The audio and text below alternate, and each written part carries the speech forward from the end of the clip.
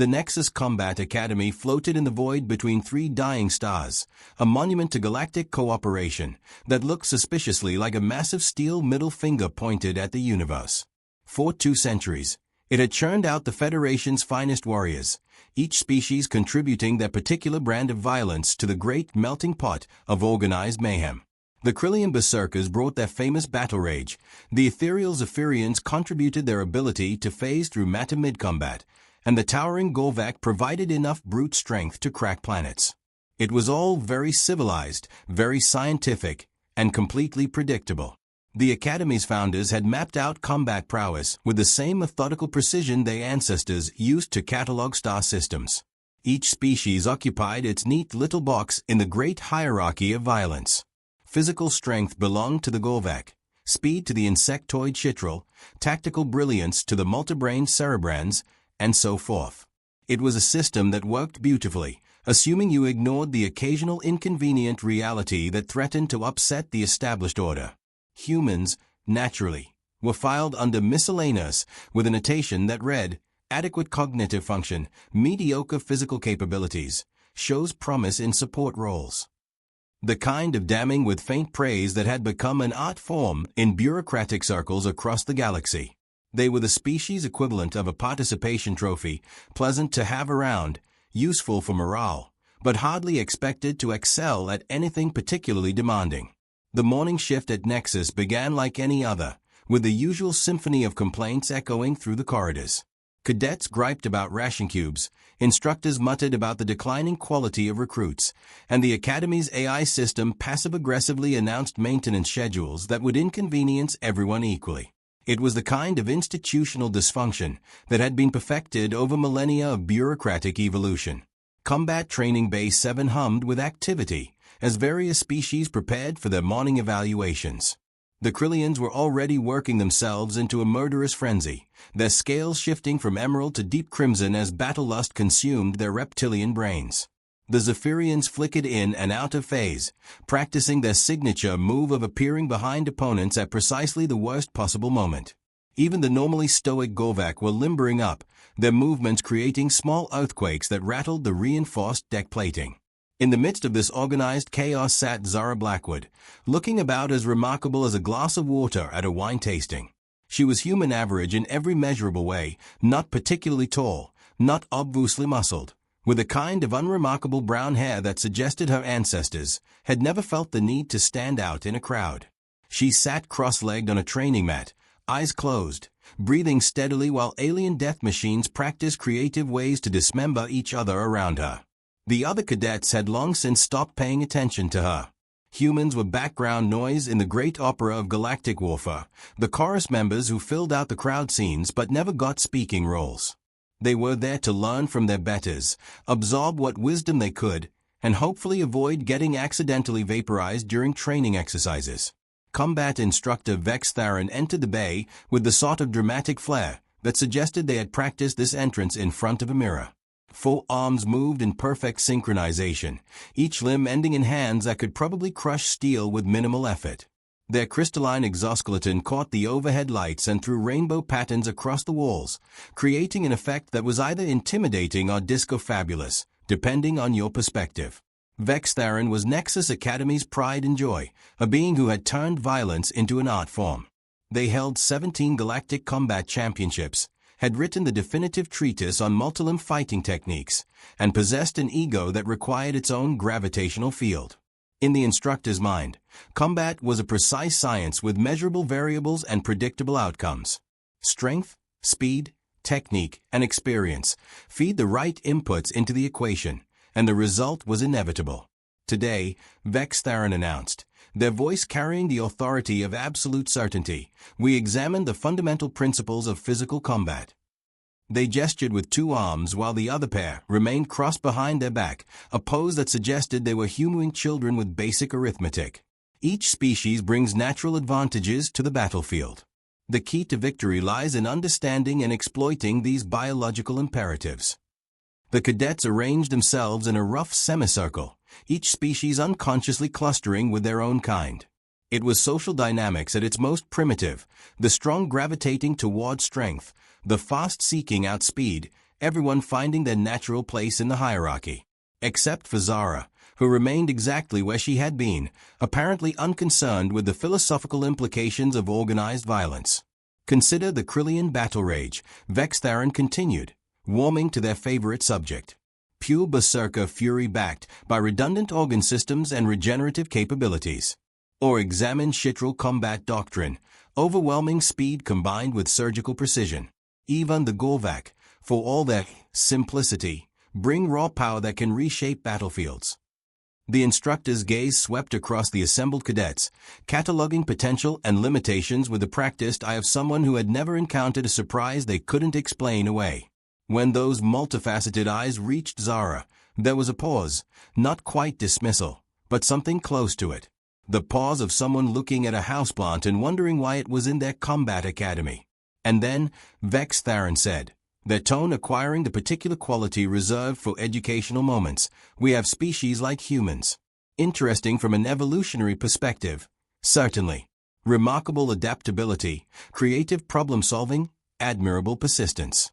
But in terms of raw combat capability, they spread all four arms in a gesture that managed to be both elegant and condescending. Nature has clearly optimized them for other pursuits. A few cadets chuckled, not maliciously, but with the comfortable superiority of those secure in their place within the established order. The Cryllian scales rippled with amusement, the Shitral's mandibles clicked in what passed for their version of laughter, and even some of the more stoic species allowed themselves small expressions of agreement. Zara opened her eyes for the first time since entering the bay. Brown eyes, unremarkable except for a quality that was difficult to define, not anger, exactly, but something that suggested depths most observers missed entirely. She looked at Vex'tharan with the sort of attention usually reserved for particularly interesting insects. "Instructor," she said, her voice carrying clearly across the bay without any apparent effort, "that's an interesting theory." The training bay fell silent with the abruptness of a power failure. Cadets stopped their preparation routines, conversations died mid-syllable, and even the Academy's environmental systems seemed to pause in anticipation. Contradicting an instructor wasn't unheard of, but doing it with that particular tone of polite skepticism was a kind of social transgression that made headlines. Vex'tharan's crystalline features shifted into what might have been surprise if their species were capable of such mundane emotions. "I'm sorry, Cadet Blackwood. Did you have a question about established combat doctrine?" "Not a question," Zara replied, unfolding herself from the meditation pose with fluid economy of motion. "More of an observation. You speak about combat as though it's a simple matter of adding up physical advantages. Strength plus speed plus whatever special tricks evolution handed out equals victory. Very mathematical. Very tidy." She stood now, all 5.5 feet of aggressively average humanity, facing down a four-armed killing machine with the casual confidence of someone discussing the weather. Around them, the other cadets were beginning to sense something unprecedented in the making, the kind of moment that would either become Academy legend or a cautionary tale about knowing your place. "Combat is mathematical, Cadet," Vex'tharan replied, their tone acquiring an edge that could cut through hull plating. "Measurable variables producing predictable outcomes. This isn't philosophy class." "You're right," Zara agreed. "It isn't. So let's skip the theory and test the hypothesis. You believe humans are naturally inferior in combat situations. I disagree. There's only one way to settle a scientific dispute." The suggestion hung in the air like an unexploded ordnance. Challenging an instructor to combat wasn't technically against regulations. The Academy had been founded on principles of martial excellence, after all, but it was a kind of career move usually reserved for cadets with more courage than common sense. The smart money was on this ending with one very smug instructor and one unconscious human learning a valuable lesson about the established order. Vex'tharan's forearms uncrossed simultaneously, a gesture that somehow managed to convey both amusement and irritation. "Cadet Blackwood, I appreciate your enthusiasm, but I'm a decorated combat instructor with over 2 decades of experience. You're a first-year cadet from a species with documented physical limitations. This wouldn't be education, it would be assault." "Funny," Zara replied, beginning to stretch with the methodical precision of someone preparing for serious physical activity. "I was thinking the same thing. About the assault part, I mean. The other cadets were beginning to form a loose circle around the two combatants, their movements driven by the same instinct that had drawn crowds to gladiatorial arenas since the dawn of civilization. Even the cerebrans, normally above such primitive displays, were extending their sensor stalks for a better view. This was either going to be spectacular or spectacular in entirely the wrong way. Vex'tharan looked around the bay, perhaps searching for a graceful way to avoid what was rapidly becoming an inevitable confrontation. For decades of Instructor authority was bumping up against something that refused to recognize that authority, and the collision was going to leave marks regardless of the outcome. "Very well," the Instructor said finally, their voice carrying the tone of someone humoring a child's request to stay up past bedtime. "Standard Academy sparring protocols. First to yield or lose consciousness. I trust there are no objections to those terms." "None at all," Zara replied, rolling her shoulders with the kind of casual motion that suggested this was just another training exercise. "Though you might want to consider your phrasing more carefully in future lessons. Documented physical limitations has such an ugly ring to it." The sparring circle activated with a soft hum, energy barriers rising to contain whatever violence was about to unfold. Medical drones descended from ceiling alcoves, their sensors already scanning for vital signs and probable injury patterns. The Academy's AI system announced standard disclaimers about voluntary participation and assumption of risk, its synthetic voice managing to sound bored even while discussing potential dismemberment. Vex'tharan assumed a fighting stance that belonged in textbooks, perfect balance, optimal limb positioning, each movement flowing into the next with mechanical precision. It was combat as engineering problem, every angle calculated for maximum efficiency. They were a living demonstration of evolutionary optimization, 4 million years of natural selection refined into a crystalline killing machine. Zara bounced lightly on the balls of her feet, hands loose at her sides, looking like someone waiting for a bus rather than preparing for potentially lethal combat. Her stance was wrong by every established metric, too relaxed, too open, lacking the aggressive posturing that typically preceded violence. She looked, in fact, exactly like what she was supposed to be, an inferior specimen about to learn her place in the galactic hierarchy. The moment Vex'tharan moved, the fundamental assumptions underlying galactic combat doctrine began to crack. 4 arms struck in perfect coordination, each limb following a predetermined attack pattern designed to overwhelm through sheer complexity. It was beautiful in its mathematical precision, a geometric proof expressed through violence. Upper right feint, lower left thrust, upper left sweep, lower right grab. Textbook execution of a technique that had dominated battlefields for centuries. Zara wasn't there anymore. Not ducking, not dodging in any recognizable pattern, but simply occupying different space with a kind of casual displacement that suggested she had never been in the path of those strikes in the first place. She flowed around Vex'tharan's attacks like water around stones, each movement minimal but perfectly timed. Where the Instructor expected resistance, they found empty air. Where they anticipated defensive postures, they encountered something that wasn't quite evasion and wasn't quite aggression, but somehow managed to be both. "Interesting technique," Vex'tharan said, regrouping with the kind of professional analysis that suggested this was going exactly as expected. "Excellent mobility. But evasion alone won't win this engagement." They launched into a more complex pattern, all 4 limbs working in combinations that would have overwhelmed most opponents through pure sensory overload.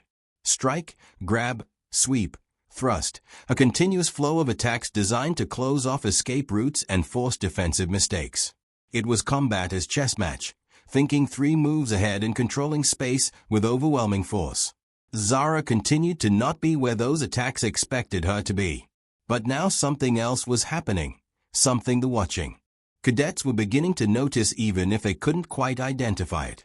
Each evasion brought her fractionally closer to her opponent. Each dodge ended with her position slightly more favorably. She wasn't just avoiding attacks, she was stealing space, claiming territory one impossible movement at a time. "The problem with mathematical models," she said conversationally, apparently unbothered by the fact that she was discussing philosophy while forearmed death tried to dismember her, "is that they assume all variables are known quantities." Vex'tharan's response was a lightning-fast combination that should have caught her regardless of position or timing. 4 simultaneous strikes from 4 different angles, backed by crystalline strength that could shatter steel. It was the kind of attack that ended fights immediately, the sort of overwhelming application of force that reminded everyone why the established hierarchy existed. The strikes connected with empty air, and suddenly Zara was inside Vex'tharan's guard, occupying space that shouldn't have been accessible to someone without phasing abilities. She was close enough to count their facet dies, close enough that the instructor's reach advantage became a liability rather than an asset. Close enough to do something that would be discussed in academy corridors for decades to come. Her fist connected with Vex'tharan's center mass with a sound like crystal bells ringing. Not a wild haymaker or desperate flailing, but a precise strike delivered with perfect timing and every ounce of force a human frame could generate. The impact sent shockwaves through the instructor's crystalline structure, hairline fractures spreading outward from the point of contact like a spider web of disbelief. Vex'tharan staggered backward, all 4 arms windmilling for balance, their perfect fighting stance abandoned in favor of simply staying upright. Crystalline eyes wide with something that might have been shock or might have been the first genuine surprise they had experienced in decades. Unknown variables, Zara continued, following her opponent's retreat with the patient advance of someone who had all the time in the world, tend to invalidate even the most elegant mathematical models. The instructor rallied quickly, credit where credit was due. 4 arms snapped back into defensive positions, crystalline structure already beginning to self-repair the damage from that impossible strike. They were a veteran of countless battles, someone who had faced down berserker rage and phase-shifting assassins without losing their composure. One good hit from an inferior opponent was an anomaly, not a pattern. Lucky shot, cadet, they said, their voice carrying the authority of someone who had already mentally filed this incident under learning experiences. But luck doesn't change fundamental realities. They attacked again, this time with the full fury of someone whose worldview was being challenged by inconvenient facts. All 4 limbs moved in concert, each strike backed by enough force to pulverize stone, each combination flowing seamlessly into the next. It was a display of combat prowess that should have ended any discussion about species hierarchy, a demonstration of what happened when evolution optimized for violence. Zara met this assault not with evasion, but with something the watching cadets were struggling to categorize. She moved forward into the attack, hands and feet working in patterns that seemed to violate basic physics. Where Vex'tharan struck with crystalline precision, she responded with organic adaptability. Where they applied overwhelming force, she used leverage and timing to redirect that force back on itself. It wasn't any recognizable fighting style. Chitral combat doctrine emphasized speed and surgical precision. Krillian berserkers relied on overwhelming fury. Gorvak tactics were built around raw strength application. This was something else entirely, a style that seemed to incorporate elements from all established schools while belonging to none of them. Vex'tharan's next combination should have connected. 4 simultaneous strikes, perfectly coordinated, backed by enough force to crater the deck plating. Instead, they found their own limbs tangled in ways that basic anatomy suggested should be impossible. Zara had somehow turned their perfect attack against itself, using the instructor's own momentum and strength to create a situation where Vex'tharan was essentially wrestling themselves. The thing about humans, she said, apparently untroubled by the fact that she was currently inside a crystalline pretzel of confused instructor, is that we don't optimize for any particular combat style. We adapt. We improvise. We take whatever the situation gives us and turn it into something useful. She extracted herself from the tangle of limbs with fluid grace, leaving Vex'tharan to sort out which arms belonged to which sides and how exactly they had ended up in such an undignified position. The instructor recovered quickly, but something had changed in their approach. The mathematical certainty was cracking, replaced by the kind of frustrated confusion that came from encountering problems that didn't have elegant solutions. "This is impossible," Vex'tharan muttered, rulining their stance for what felt like the dozenth time. "Your species lacks the necessary physical advantages. The data is conclusive." "The data," Zara replied, beginning to circle her opponent with predatory patience, "is incomplete. You measured strength, speed, specific combat capabilities. You forgot to account for the fact that humans have spent their entire evolutionary history fighting things that were bigger, stronger, faster, and better equipped than they were." She moved again, not attacking but simply being in a different place than where Vex'tharan expected her to be. Every step seemed casual, unhurried, but somehow always ended with her positioned more favorably than before. It was like watching someone play chess while their opponent was still figuring out how the pieces moved. "We didn't evolve specialized combat abilities," she continued, her voice carrying the conversational tone of someone discussing theoretical physics rather than engaged in potentially lethal combat. "We evolved something much more dangerous, the ability to turn any situation to our advantage. To find weakness in strength, opportunity in crisis, victory in circumstances that should guarantee defeat." Vex'tharan launched themselves forward in a desperate combination attack, all four limbs moving in patterns too complex for most minds to follow. It was their most advanced technique, a sequence that had never failed to overwhelm opponents through sheer algorithmic perfection. Mathematics made manifest, evolution's optimization expressed through crystalline violence. Zara caught the first strike with her bare hand. Not deflecting, not redirecting, but simply grasping Vex'tharan's wrist with the casual confidence of someone picking up a dropped stylus. The crystalline structure that could shatter steel was held motionless by 5 unremarkable human fingers. 4 million years of evolutionary optimization stopped dead by something that shouldn't have been possible according to every established metric of galactic combat theory. "The real unknown variable," she said, her grip tightening just enough to send fresh fractures through the instructor's exoskeleton, "is that humans don't fight fair. We fight to win." Her other fist connected with Vex'tharan's center mass again, this strike delivered with twice the force of the first. Crystalline structure that had withstood starship weapons fire cracked like cheap glass, internal supports failing under stress patterns they had never been designed to handle. The sound of crystalline failure rang through the training bay like a death knell for established assumptions. Vex'tharan went down hard, forearms sprawled in directions that suggested their owner was no longer in control of basic motor functions. Crystalline eyes flickered with the kind of dazed confusion reserved for those whose fundamental understanding of reality had just been revised without their permission. The training bay fell silent except for the quiet hum of medical drones converging on the fallen instructor. Around the sparring circle, cadets from a dozen species stared in the kind of shocked silence usually reserved for witnessing planetary alignments or other theoretically impossible events. Zara stood over her defeated opponent, breathing steadily, showing no signs of exertion beyond a light sheen of perspiration that suggested she had just completed a routine workout rather than demolished centuries of established combat doctrine. She looked down at Vex'tharan with something that might have been sympathy if it hadn't been quite so clinical.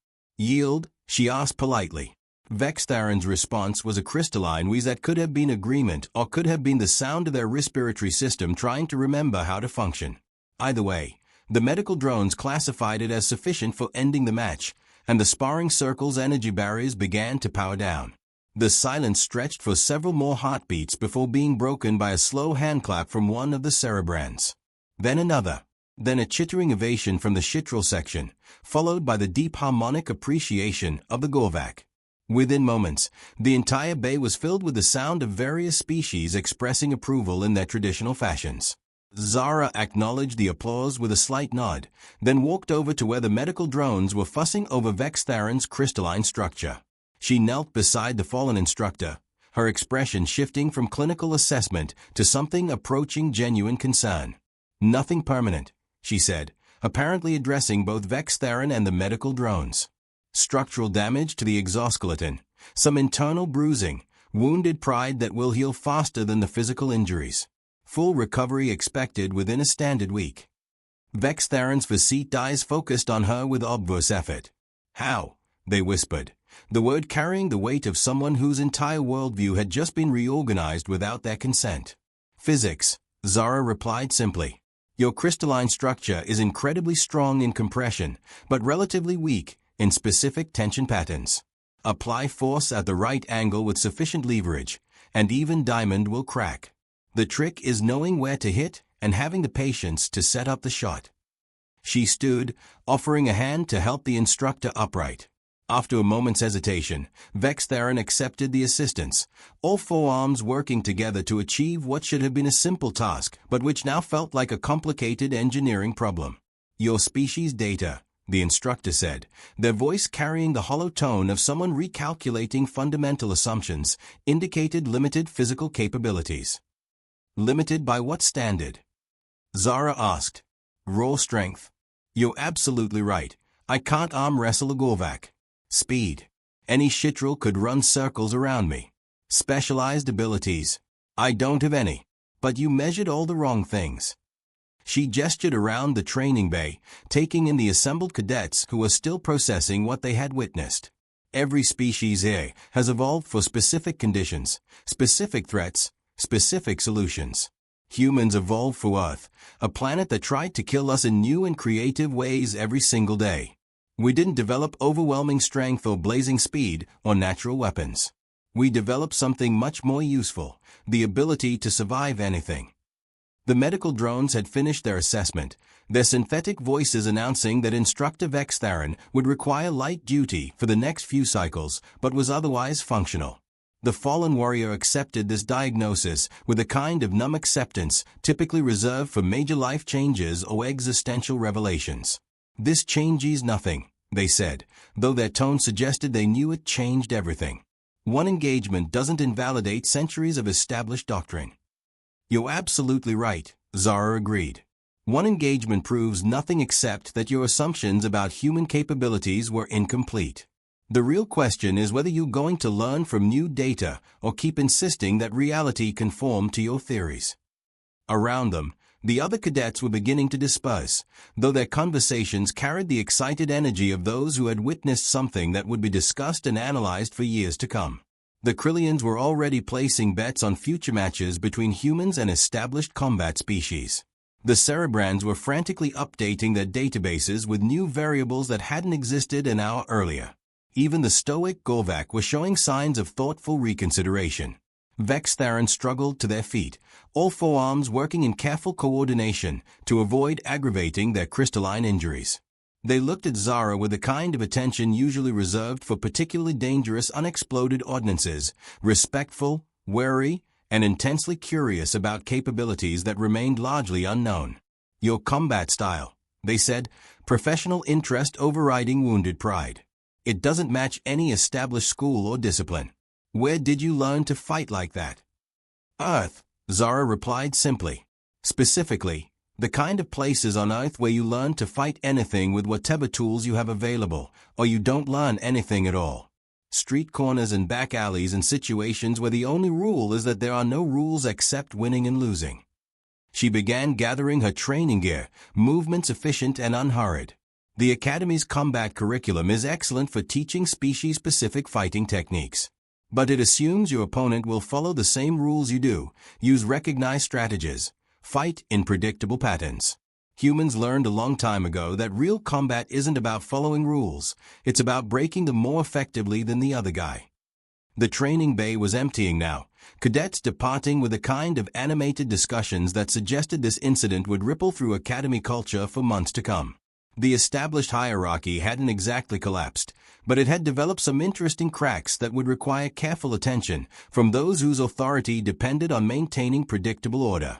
Vex'tharan watched Zara prepare to leave, their crystalline features still showing signs of the confusion that came from having core assumptions challenged by inconvenient reality.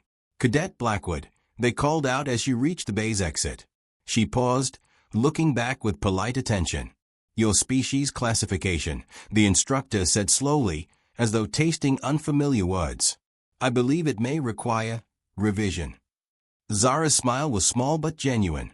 That's the thing about humans, instructor. We always revising. It's what keeps us alive. She left the training bay with the same unhurried pace she had maintained throughout the entire encounter, apparently untroubled by the fact that she had just single-handedly demolished several centuries of established combat doctrine. Behind her, Vex'tharan stood among the scattered remnants of their worldview, contemplating the uncomfortable truth that the galaxy might be a far more complicated place than their neat mathematical models had suggested. In the weeks that followed, Academy training protocols underwent what administrators euphemistically called comprehensive review. Human cadets found themselves facing significantly more challenging opponents, while instructors began incorporating adaptive combat scenarios that emphasized creativity over adherence to established doctrine. The changes were subtle but profound, the kind of institutional evolution that occurred when reality refused to cooperate with theory. The Nexus Combat Academy continued to float in the void between three dying stars, still churning out the Federation's finest warriors, still maintaining its reputation for martial excellence. But deep in its databases, in the files that tracked species capabilities and combat potential, a single entry had been quietly updated. Where it once read adequate cognitive function, mediocre physical capabilities, it now carried a simple annotation: classification under review, insufficient data for reliable assessment. It was a small change, barely noticeable among the vast bureaucratic machinery of galactic civilization. But sometimes the most profound revolutions begin with someone realizing that their fundamental assumptions might be wrong, that the universe might be stranger and more wonderful and more dangerous than their carefully ordered theories had suggested. And sometimes, they begin with a fist connecting exactly where mathematical models insisted it shouldn't be able to reach. The galaxy, as it turned out, was full of unknown variables.